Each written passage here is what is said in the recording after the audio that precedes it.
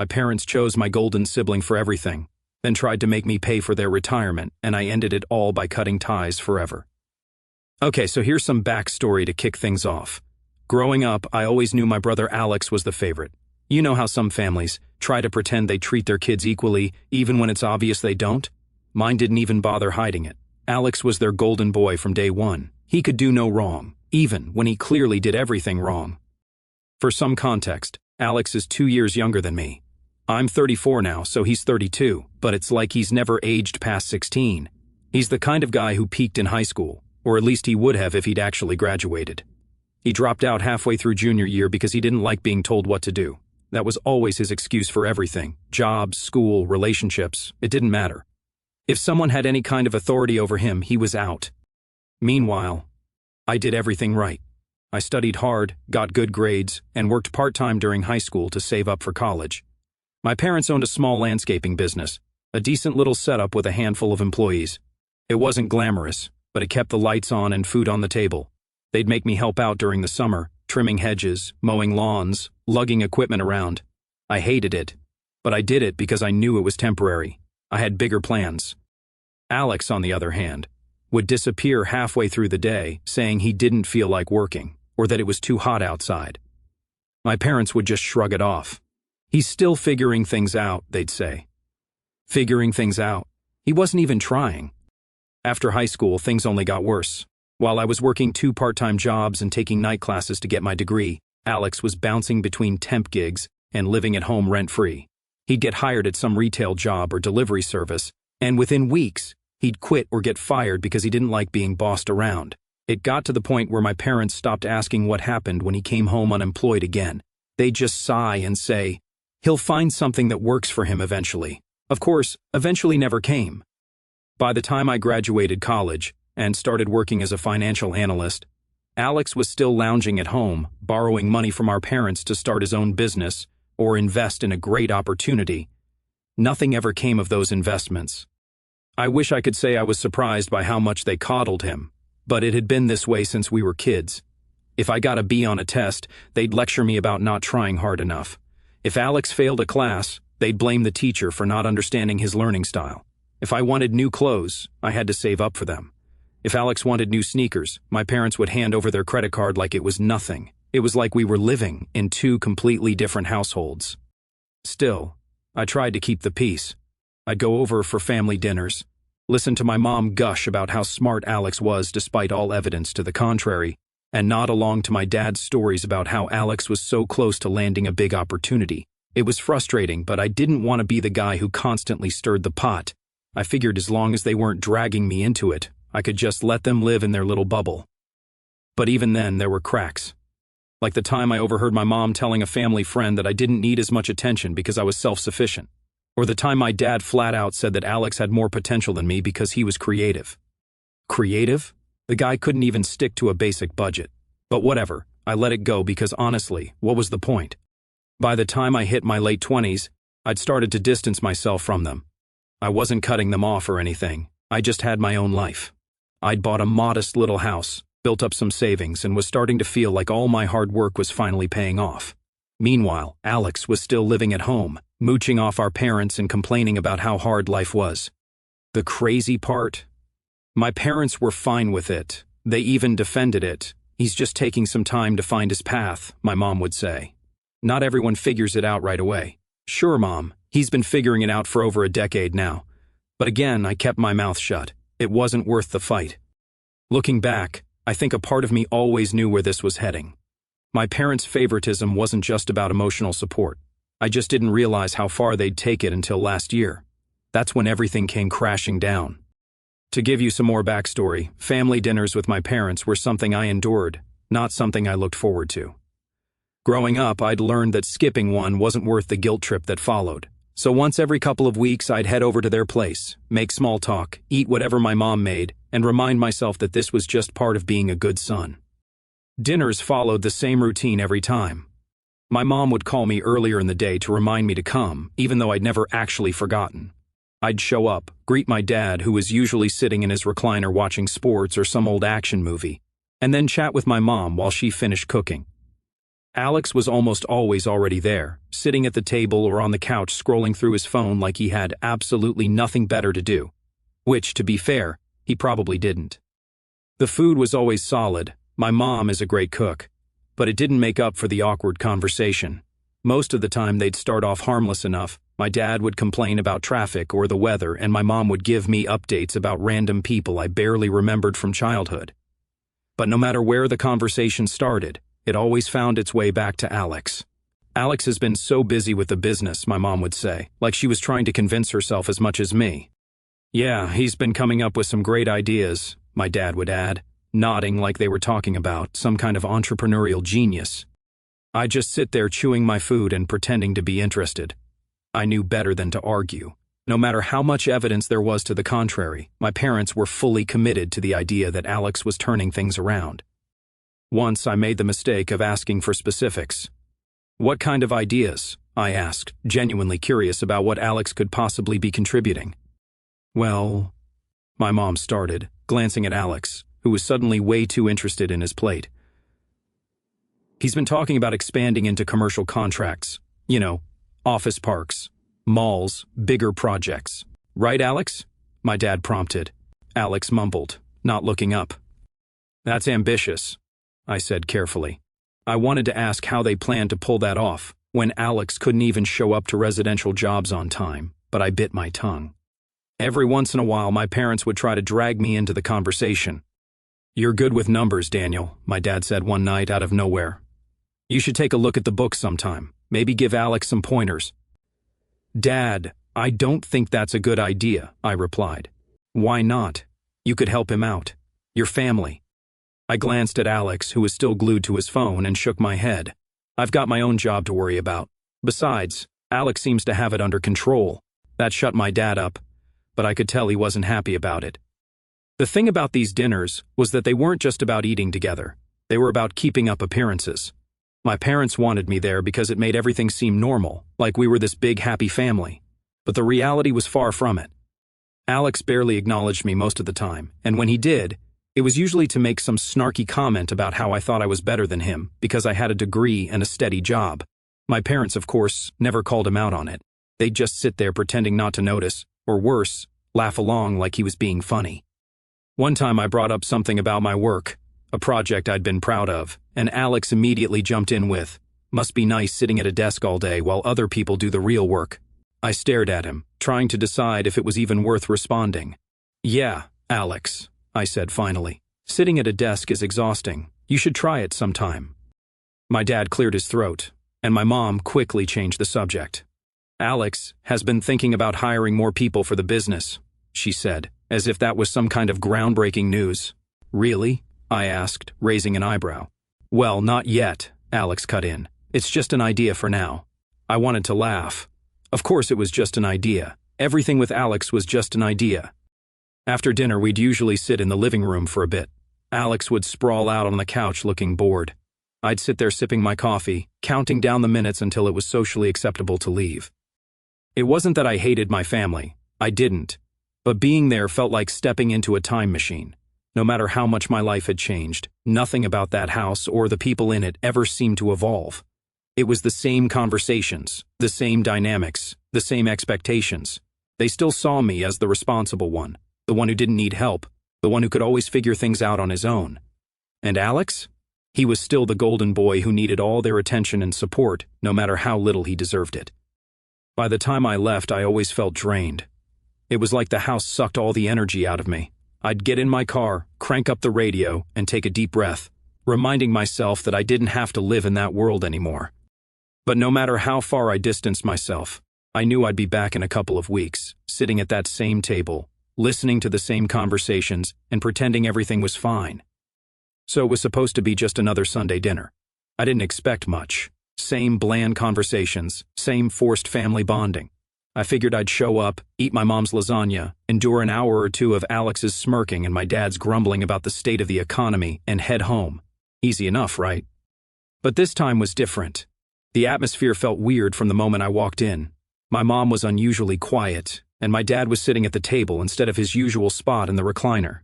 Even Alex looked uncomfortable, which was rare since he usually parked himself in front of the TV like he owned the place. "Hey, what's going on?" I asked, dropping my keys on the counter. Nothing, my mom said quickly, her voice a little too high-pitched to be convincing. "Dinner's almost ready. Go ahead and sit down." I frowned but did as she said, taking my usual seat at the table. My dad cleared his throat and glanced at my mom, who gave him a little nod. Alex, sitting across from me, was suddenly very interested in his phone. "All right," my dad said, his tone more serious than usual. "We've got something to talk about." Here we go, I thought. I had no idea what was coming, but it couldn't be good. My dad didn't do serious talks unless he was about to complain about something or deliver bad news. "We've been thinking a lot about the future," he continued, his hands clasped on the table like he was about to deliver a corporate presentation. "Your mom and I aren't getting any younger, and we want to make sure everything's in order." "Okay," I said slowly, glancing between them. My mom jumped in. "You know, the business, the house, our savings. We've been trying to figure out the best way to transition things." Transition. That word immediately set off alarm bells in my head. They'd never talked about this kind of stuff before, at least not with me. I figured they had some kind of vague retirement plan, but I'd never pressed them on it because frankly it wasn't my business. My dad nodded. "We've made a decision. We're going to start stepping back from the business, and we've decided to put everything in Alex's name." I blinked. "Everything? The house, the business, the savings?" My mom clarified like she was explaining it to a child. "It just makes the most sense." I stared at them, waiting for them to crack a smile or say just kidding, but they didn't. They were completely serious. "Wait," I said, trying to process what I'd just heard. "You're giving everything to Alex?" "Yes," my dad said, like it was the most logical decision in the world. "Why?"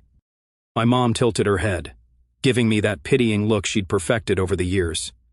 "Honey, you don't need it. You've got a good job, a house. Alex needs the support more." "Support?" I repeated. The word tasted bitter in my mouth. "You mean the guy who couldn't even graduate high school and hasn't held down a job for more than 6 months at a time?" My dad sighed, already looking annoyed. "That's not fair, Daniel. Alex has had a harder time finding his footing. We just want to give him a chance to succeed." "A chance to succeed?" I said, shaking my head. "At what? Blowing through all your money and running the business into the ground?" "Daniel," my mom said, her tone sharp, "that's enough." "No, seriously," I said, my voice rising despite myself. "You're giving him everything, and I get what exactly? A pat on the back for being responsible?" "You don't need anything from us," my dad said, his voice firm. "You've always been independent.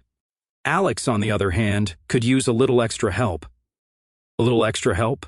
They were handing over their entire life's work, their house and their savings, to a guy who couldn't even manage his own phone bill. It was beyond insulting. It was infuriating. I looked at Alex, who had finally put his phone down and was watching me with this smug little smirk. He didn't say anything, but he didn't have to. The look on his face said it all. "Sucks to be you, bro." "Unbelievable," I muttered, pushing my chair back. "Daniel, please," my mom said, her voice suddenly shaky. "Don't make this into a fight. We're not trying to punish you. We just think this is what's best for the family." "Best for the family?" I repeated, laughing bitterly. "No, this is what's best for Alex. And when he screws it all up, which we all know he will, then what? You'll come to me to fix it?" "That's not fair," my dad said again, his jaw tightening. "Alex is capable. He's been stepping up lately, and we trust him to handle this." "Stepping up?" I snapped. "By showing up to work twice a week and scrolling through his phone the rest of the time?" "Yeah, sounds real responsible." Alex finally decided to speak. "You're just jealous," he said, his voice dripping with fake confidence. "Just because they trust me more doesn't mean you have to throw a tantrum." I laughed in disbelief. "Trust you? That's a good one, Alex. Trust has nothing to do with this. They're just too blind to see you for who you really are." "That's enough," my mom said, slamming her hand on the table. It wasn't often that she raised her voice, but when she did, it usually worked. "Not this time." "No, it's not enough," I said, standing up. "You've made your choice. Fine, give everything to Alex." "Daniel, please," my dad said, his tone softer now. "Don't walk away like this. We're still a family." I shook my head. "A family?" "No, Dad, a family supports each other. This is just favoritism, plain and simple." Without another word, I grabbed my keys and left. I could hear my mom calling after me as I walked out the door, but I didn't turn back. That drive home was one of the longest of my life. My hands were shaking, and my mind was racing. Part of me couldn't believe what had just happened, but another part of me wasn't surprised at all. They'd always favored Alex. This was just the natural conclusion of years of coddling and enabling. Still, knowing it didn't make it easier to accept. By the time I got home, I'd made up my mind. I wasn't going to let them drag me into this mess. They wanted Alex to have everything? Fine. But they weren't going to use me as their safety net when it all went sideways. Not this time. After that dinner, I kept my distance. Not in a dramatic you'll never hear from me again kind of way, but in a quiet I need some space before I lose my mind way. I didn't block their numbers or anything, but I wasn't answering their calls either. They didn't try that hard to reach out, so I figured we were all okay with the silence. In the first few weeks, it was almost peaceful. No forced small talk, no sitting through another round of Alex's so great stories.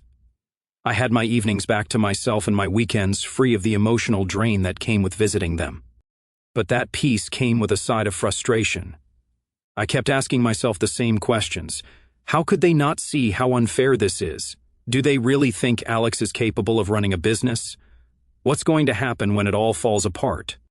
I wanted to let it go, but the anger just sat there, simmering beneath the surface.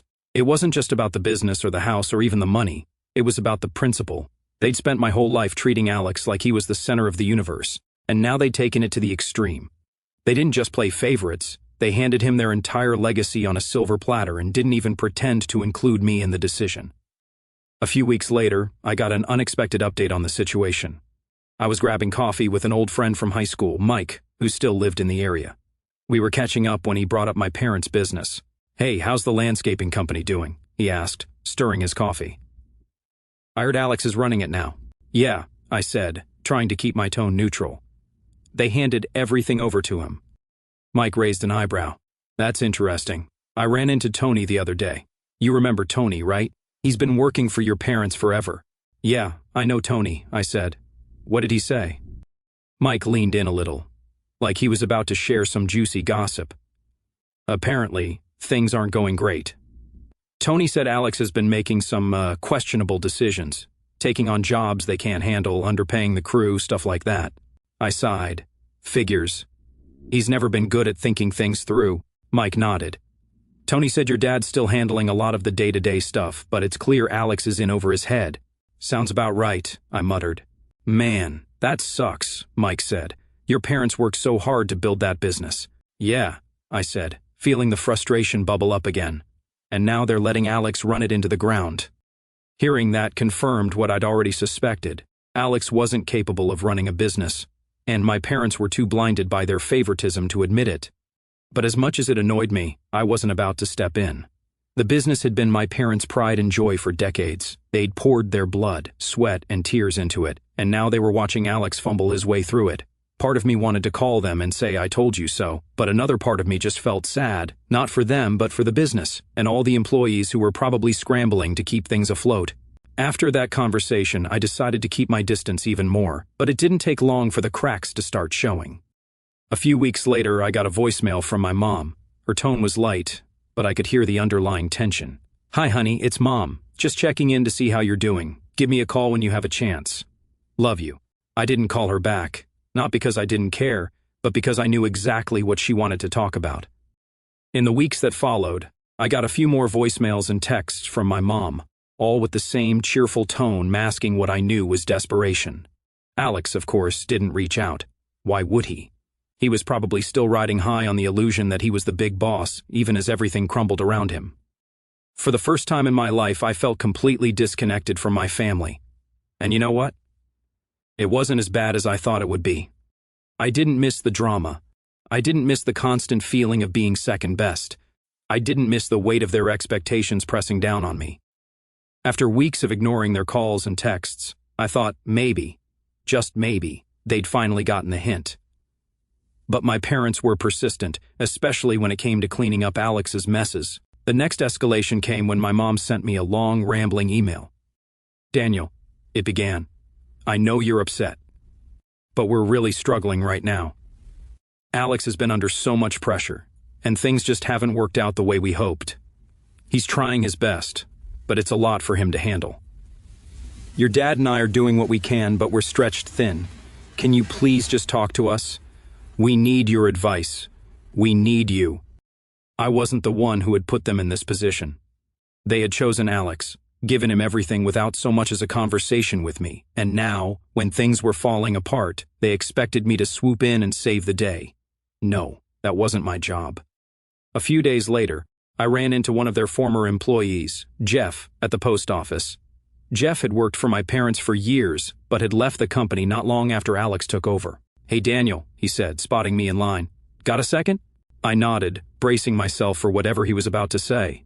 "You heard what's been going on with the business?" he asked, lowering his voice a little. "Bits and pieces," I said. "What's the latest?" Jeff shook his head. "Man, it's bad. Alex has no clue what he's doing. He's been taking on jobs that are way too big for the crew to handle and underpricing everything just to get work. They're barely breaking even on most projects." "Sounds about right," I said, keeping my tone neutral. "And that's not even the worst of it," Jeff continued. "He's been butting heads with everyone, good guys too, people who've been loyal to your parents for years. A lot of them have quit. It's a skeleton crew now." "Why am I not surprised?" I muttered. Jeff nodded. "I hate to say it, but I don't think the company's going to last much longer if things keep going like this." Later that evening, I got another call from my mom. This time I answered. "Daniel," she said, her voice equal parts relief and frustration. "I've been trying to reach you for weeks. Why haven't you called us back?" "Because I know what you're going to ask me, and the answer is still no," I said, cutting straight to the point. "Daniel, please," she said, her voice cracking. "We're in a really tough spot. Alex is struggling, and we don't know what to do. The business is falling apart." "I'm sorry to hear that," I said, though my tone probably made it clear I wasn't all that sorry. "You have to understand," she continued, ignoring my lack of enthusiasm. "We just wanted to give Alex a chance. We thought he'd grow into the role." "Well, he didn't," I said bluntly. "And now you're dealing with the consequences of that decision." "It's not like that." "It's exactly like that," I interrupted. "I'm not doing it, Mom. I'm done." She didn't say anything for a moment, and I could hear her trying to hold back tears. Finally, she said, "I just wish you'd understand. We love you both, Daniel. We never meant to make you feel like you weren't important." "You didn't mean to," I said, shaking my head, "but you did." Over the next few weeks, I started hearing from other people, relatives, family friends, even some old neighbors. Apparently, my parents had been telling everyone who'd listen about how difficult things were and how I was refusing to help. One of my aunts called me, launching straight into a guilt trip. "Daniel, what's wrong with you?" she said, her tone sharp. "Your parents are struggling, and you're just sitting back and letting it happen. That's not how family works." "They didn't know this would happen," she continued. "They were just trying to do what was best for him, and now they need you. You're really going to turn your back on them?" "Yes," I said simply. "What kind of son is that?" she snapped. "The kind who's tired of being treated like a backup plan," I replied before hanging up. Meanwhile, the situation with the business kept deteriorating. Alex, true to form, refused to take responsibility for any of it.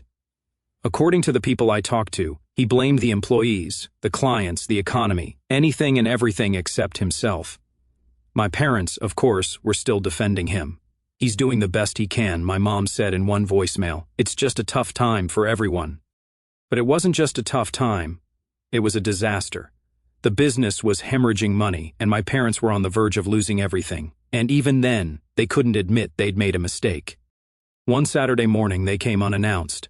I was just settling into my usual weekend routine, a cup of coffee, a quiet house, and no immediate obligations, when the knock at the door was sharp and deliberate, the kind of knock that tells you whoever's there isn't just dropping by for a friendly visit. I opened the door to find my parents standing on the porch. My dad was stiff, his expression a mix of irritation and exhaustion, while my mom was fidgeting with her purse strap, her lips pressed into a tight line. For a moment, I thought about shutting the door and pretending I wasn't home, but I knew they wouldn't leave without saying whatever they'd come to say. "Can we come in?" my dad asked, though it wasn't really a question. I stepped aside, letting them in. They didn't wait for an invitation to sit. My dad dropped into the armchair like he owned the place, and my mom perched on the edge of the couch, her hands still gripping her purse like a lifeline. There was an awkward silence as I stood there leaning against the wall, waiting for them to get to the point. I didn't have to wait long. "We need to talk," my dad said, his voice firm and heavy with disappointment. "Frankly, Daniel, we're disappointed in you." I blinked, caught off guard by the bluntness. "Disappointed?" "Yes," he said. "We've been reaching out to you for weeks, trying to get you to see reason, and you've ignored us. You're turning your back on your family, and that's not how we raised you." My mom nodded along, her expression mournful. "We expected better from you, Daniel. You've always been the dependable one, the one we could count on. But now, when we need you the most, you're just refusing to help." I felt a wave of disbelief wash over me. They weren't here to apologize or even to discuss things rationally. They were here to guilt me into submission. "We thought we raised a better man than this," my dad continued, his tone growing sharper. "After everything we've done for you, after all the sacrifices we've made, this is how you repay us, by ignoring our calls and leaving us to deal with this mess alone." They went on, listing every supposed sacrifice they'd ever made for me, every time they'd been there for me. My mom brought up how they'd paid for my childhood activities, supported me through tough times, and given me a roof over my head. My dad talked about the long hours he worked to provide for the family, how he'd hoped I'd step up when the time came. And now my mom added, her voice trembling, "You're not just turning your back on Alex, you're turning your back on us. We're getting older, Daniel. We can't keep working forever. We thought you'd understand that you'd help take care of us when the time came. But instead you're leaving us with nothing." That was it. That was the real reason they were here. They weren't just upset that I wasn't helping Alex. They were upset that I wasn't stepping in to take care of them too. They'd assumed I'd be their retirement plan, their safety net, the one who would shoulder their burdens when they couldn't anymore. I let them talk. I didn't argue, didn't defend myself, didn't say a word. I just stood there, arms crossed, listening as they laid all their expectations at my feet, as if it were my fault that things hadn't gone the way they'd planned. When they finally ran out of steam, my dad leaned back in the chair, crossing his arms. "You've made it pretty clear where you stand," he said, his tone cold. "And it's disappointing, to say the least." My mom sniffled, dabbing at her eyes with a tissue she'd pulled from her purse. "We don't deserve this, Daniel." I took a deep breath, letting their words settle in the air between us, and then, slowly, I began to speak. "You're right," I said. "You don't deserve this. You don't deserve to be let into my house, nor my life, ever again. You deserve to deal with the consequences of your own actions, just like everyone else. You decided Alex was the one who needed support, the one who deserved the business, the house, the savings. Let me tell you something, you deserve getting help from him. And now look at you, you're coming to me to clean it up. That's not how this works." My dad opened his mouth to respond, but I held up a hand to stop him. "You don't get to stand here and tell me you're disappointed in me when you've spent my entire life treating me like I don't exist. You don't get to guilt me into helping you after ignoring me for years, after making it clear that Alex was the one who mattered. You made your choices, and now you get to live with them." My mom started crying, big, ugly sobs that filled the room. My dad's expression hardened, but I could see the defeat in his eyes. They'd come here to shame me, to guilt me into stepping up, and it had backfired spectacularly. For a moment, no one said anything. Finally, my dad let out a long sigh and stood up. "You're right," he said quietly, his shoulders slumping. "We made mistakes. We thought we were doing the right thing, but we messed up. We should have handled things differently. We should have treated you better." My mom nodded through her tears. "We're sorry, Daniel. We really are. We thought we were helping Alex, and we didn't realize." She trailed off, unable to finish the sentence. I didn't say anything. What was there to say? Their apologies didn't change anything. They couldn't undo years of favoritism or erase the hurt they'd caused. "We want to make it up to you," my dad said, his voice heavy with regret. "We don't know how, but we want to try." I shook my head. "Anything you do would be too little. It's too late for that." They left a few minutes later, defeated and apologetic. My mom kept looking back at me as they walked out the door, like she was hoping I'd change my mind, but I didn't. I wasn't interested in rebuilding a relationship under these circumstances. I needed more than words. I needed time and space to process everything, and they needed to focus on fixing the problems they'd created. As for Alex, word on the street is that he's still blaming everyone else for his failures. Apparently, he's been telling people my parents sabotaged him by not giving him enough support, which is hilarious considering they handed him everything. Classic Alex. The good news is I feel lighter these days. Cutting ties wasn't easy, but it's been worth it. I've started focusing on myself for the first time in years. traveling, picking up new hobbies, and just living my life without their baggage weighing me down. To anyone out there dealing with a similar situation, it's okay to walk away. It's okay to choose yourself. Sometimes the only way to move forward is to let go. Thanks for reading. I'll keep you updated if anything changes, but for now I'm focusing on me, and it feels good.